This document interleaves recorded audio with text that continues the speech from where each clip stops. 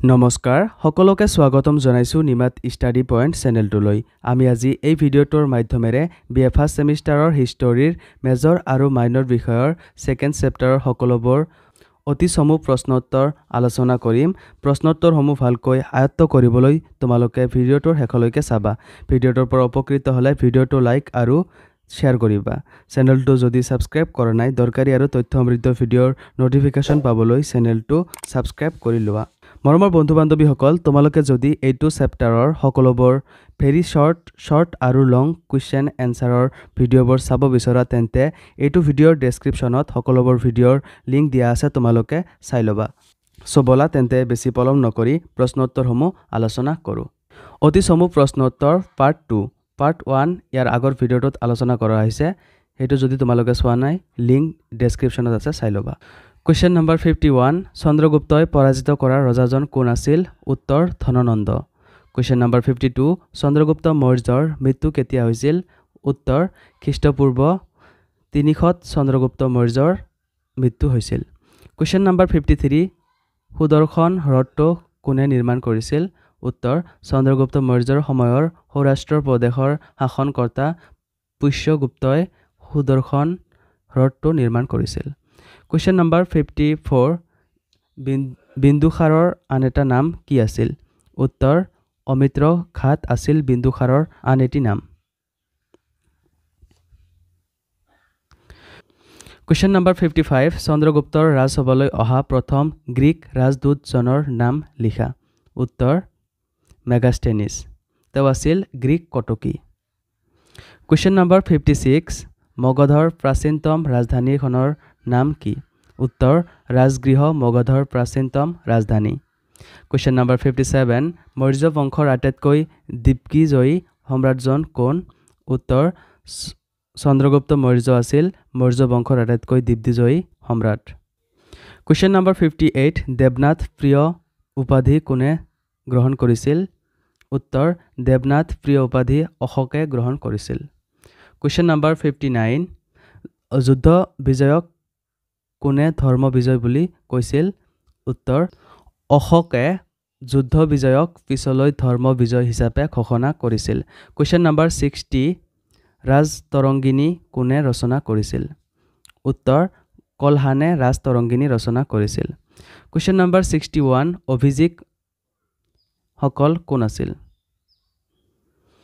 উত্তৰ অভিজিক সকল গৌতম বুদ্ধৰ সময়ৰ প্ৰচলিত ধৰ্ম মতৰ বিৰোধী উপসম্প্ৰদায় আছিল Question number 62 কেতিয়া কালিংগৰ যুদ্ধ সংঘটিত হৈছিল উত্তৰ খ্ৰীষ্টপূৰ্ব 2050ত সংঘটিত হৈছিল Question number 63 মৌৰ্য যুগত ভাৰতবৰ্ষত সৰ্বসাধাৰণৰ ভাষা কি আছিল উত্তৰ প্ৰাকৃত ভাষা Question number 64 মৌৰ্য সমাজৰ সৰ্ববৃহৎ শ্ৰেণী কোন আছিল উত্তৰ মৌৰ্য যুগত সৈনিকসকল আছিল সমাজৰ সৰ্ববৃহৎ শ্ৰেণী Question number 65 মৌৰ্য যুগত প্ৰচলন থকা দুই প্ৰকাৰৰ কৰৰ নাম লিখা উত্তৰ মৌৰ্য যুগৰ দুই প্ৰকাৰৰ কৰ হল মাটি ব্যৱহাৰ কৰাৰ কাৰণে তাৰ ভাড়া আৰু দ্বিতীয়বিধ কৰ আছিল মাটিত উৎপন্ন হোৱা শস্যৰ ওপৰত Question number 66 মৌৰ্য যুগত ব্যৱসায় আৰু উদ্যোগ কাৰ অধীনত আছিল উত্তৰ মৌৰ্য যুগত ব্যৱসায় আৰু উদ্যোগৰ তত্ত্বাৱধান ৰাজ্যই কৰিছিল Question number 67 বিন্দুসাৰে কেতিয়া সিংহাসন আক্ৰমণ কৰিছিল উত্তৰ বিন্দুসাৰে খ্ৰীষ্টপূৰ্ব 293ত সিংহাসন আক্ৰমণ কৰিছিল Question number 68 যুক্ত নামৰ বিষয়াজনৰ কি কাম আছিল উত্তৰ তেওঁ সামাজিক দায়িত্ব পালন কৰিছিল Question number 69 ৰাজকোষৰ পৰা বছৰেকত কি হাৰত টকা ধাৰ ল'ব পৰা হৈছিল উত্তৰ ৰাজকোষৰ পৰা বছৰেকত 15% হাৰে টকা ধাৰ ল'ব পৰা হৈছিল Question number 70 ধৰ্ম বুলিলে কি বুজা উত্তৰ ধৰ্ম হল সংস্কৃত ভাষাৰ ধৰ্ম শব্দৰ প্ৰাকৃত ভাষাৰূপ যাৰ অৰ্থ হল বিশ্বজনীন নীতি বা ধৰ্মনিষ্ঠা Question number 71 ধৰ্ম মহামাত্ৰ সকলৰ কি কাম আছিল উত্তৰ ধৰ্ম মহামাত্ৰসকলৰ ধৰ্ম প্ৰচাৰকৰ কামত নিয়োজিত হৈছিল? কুৱেশ্যন নম্বৰ 72 সকলো প্ৰজাই মোৰ সন্তান কোনে কৈছিল? উত্তৰ অশোকে কৈছিল। কুৱেশ্যন নম্বৰ 73 পিণ্ডাকাৰ কি? উত্তৰ পিণ্ডাকাৰ হ'ল এখন গাঁৱৰ পৰা যুটীয়াভাৱে সংগ্ৰহ কৰা কৰ। কুৱেশ্যন নম্বৰ 74 শ্ৰেণী বা পুগা কি? উত্তৰ শ্ৰেণী বা পুগা হ'ল এটি সংস্থা যিয়ে ৰাজ্যৰ কৰ সংগ্ৰহত সহায় কৰিছিল। কুৱেশ্যন নম্বৰ 75 অশোকে ভাৰত আৰু আফগানিস্তানত মুঠ কিমানটা স্তূপ নিৰ্মাণ কৰাইছিল? উত্তৰ অশোকে ভাৰত আৰু আফগানিস্তানত প্ৰায় 84,000টা স্তূপ নিৰ্মাণ কৰিছিল।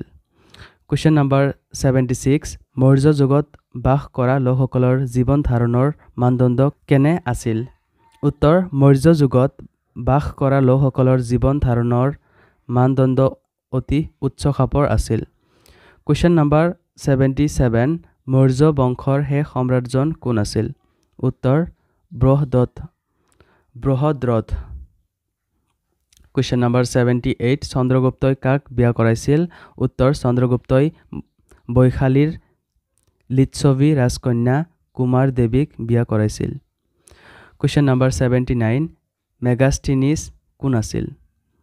উত্তৰ মেগাষ্টিনিছ গ্ৰীক শাসনকৰ্তা চেলুকছৰ ৰাষ্ট্ৰদূত আছিল। কুৱেশ্যন নম্বৰ 80 মেগাষ্টিনিছ কাৰ দিনত ভাৰতলৈ আহিছিল? উত্তৰ মেগাষ্টিনিছ চন্দ্ৰগুপ্ত মৌৰ্যৰ ৰাজত্বকালত ভাৰতলৈ আহিছিল। কুৱেশ্যন নম্বৰ 81 মেগাষ্টিনিছক কোনে ভাৰতলৈ পঠিয়াইছিল? উত্তৰ গ্ৰীক সেনাপতি চেলুকছে মেগাষ্টিনিছক মৌৰ্যৰ ৰাজসভালৈ প্ৰেৰণ কৰিছিল। কুৱেশ্যন নম্বৰ 82 ইণ্ডিকা নামৰ গ্ৰন্থখন কোনে ৰচনা কৰিছিল? উত্তৰ মেগাষ্টিনিছে ইণ্ডিকা নামৰ গ্ৰন্থখন ৰচনা কৰিছিল। কুৱেশ্যন নম্বৰ 83 অশোকে ভাৰত আৰু আফগানিস্তানত মুঠ কিমানটা স্তূপ নিৰ্মাণ কৰাইছিল? উত্তৰ প্ৰায় 84,000 স্তূপ নিৰ্মাণ কৰাইছিল। কুৱেশ্যন নম্বৰ 84 আলেকজেণ্ডাৰৰ লগত অহা দুজন গ্ৰীচ পণ্ডিতৰ নাম লিখা। উত্তৰ এমিৰেল নিয়াৰকাছ আৰু ওৱানে চিক্ৰটাছ। কুৱেশ্যন নম্বৰ 85 যৱনসকল কোন আছিল? উত্তৰ যৱনসকল গ্ৰীচৰ লোক আছিল। কুৱেশ্যন নম্বৰ 86 চাইৰাছে কেতিয়া হিন্দু কুশ পৰ্বত অতিক্ৰম কৰিছিল? উত্তৰ খ্ৰীষ্টপূৰ্ব 530ত চাইৰাছে হিন্দু কুশ পৰ্বত অতিক্ৰম কৰিছিল। কুৱেশ্যন নম্বৰ 87 খ্ৰীষ্টপূৰ্ব 334 শতিকাত সংঘটিত হোৱা ইছাছৰ যুদ্ধত আলেকজেণ্ডাৰে কাক পৰাজিত কৰিছিল? উত্তৰ পাৰ্চিয়ান ৰজা ডাৰিয়াছক পৰাজিত কৰিছিল। কুৱেশ্যন নম্বৰ 88 কোন খ্ৰীষ্টপূৰ্বত আলেকজেণ্ডাৰে ভাৰত আক্ৰমণ কৰিছিল? উত্তৰ খ্ৰীষ্টপূৰ্ব 326ত আলেকজেণ্ডাৰে ভাৰত আক্ৰমণ কৰিছিল। কুৱেশ্যন নম্বৰ 89 খ্ৰীষ্টপূৰ্ব 6ষ্ঠ শতিকাত গংগা উপত্যকাত কিমানটা ধৰ্মীয় গোটৰ উদ্ভৱ হৈছিল? উত্তৰ প্ৰায় 600টাতকৈও অধিক ধৰ্মীয় গোটৰ সৃষ্টি হৈছিল। কুৱেশ্যন নম্বৰ 90 একামেনিডীয় লিপিবোৰত গান্ধাৰ আৰু হিন্দু কুশক কি বুলি উল্লেখ কৰিছে? উত্তৰ এই লিপিবোৰত এই দুখন ঠাইক সত্ৰপ বা প্ৰদেশ হিচাপে উল্লেখ কৰিছে। কুৱেশ্যন নম্বৰ 91 কোনে আৰু কেতিয়া পাৰ্চী ৰজা ডাৰিয়াছক পৰাজিত কৰিছিল? উত্তৰ আলেকজেণ্ডাৰে খ্ৰীষ্টপূৰ্ব 334ত পাৰ্চী ৰজা ডাৰিয়াছক পৰাজিত কৰিছিল। কুৱেশ্যন নম্বৰ 92 পাৰ্চীসকলে প্ৰথমবাৰৰ কাৰণে কেতিয়া গ্ৰীচ আক্ৰমণ কৰিছিল? উত্তৰ খ্ৰীষ্টপূৰ্ব 492ত পাৰ্চীসকলে গ্ৰীচ আক্ৰমণ কৰিছিল। কুৱেশ্যন নম্বৰ 93 আলেকজেণ্ডাৰৰ ভাৰত আক্ৰমণৰ সময়ত তক্ষশিলাৰ ৰজা দুজন কোন আছিল? উত্তৰ আলেকজেণ্ডাৰৰ ভাৰত আক্ৰমণৰ সময়ত তক্ষশিলাৰ ৰজা আছিল অন্তি আৰু পুৰুষ বা পৰাচ। মৰমৰ বন্ধু বান্ধৱীসকল, তোমালোকে যদি এইটো চেপ্টাৰৰ সকলোবোৰ ভেৰি শ্বৰ্ট আৰু লং কুৱেশ্যন এনচাৰৰ ভিডিঅ'বোৰ চাব বিচৰা তেন্তে এইটো ভিডিঅ'ৰ ডেছক্ৰিপশ্যনত সকলো ভিডিঅ'ৰ লিংক দিয়া আছে, তোমালোকে চাই ল'বা। আজিলৈ এইখিনিয়ে, আশা কৰোঁ এই ভিডিঅ'টো তোমালোকক সহায় কৰিছে। যদি ভিডিঅ'টো ভাল লাগিছে তেন্তে এই ভিডিঅ'টো তোমাৰ বন্ধুবৰ্গৰ সৈতে শ্বেয়াৰ কৰি দিয়া। চেনেলটো যদি এতিয়ালৈকে ছাবস্ক্ৰাইব কৰা নাই তেন্তে প্লিজ চেনেলটো ছাবস্ক্ৰাইব কৰি দিয়া। ধন্যবাদ।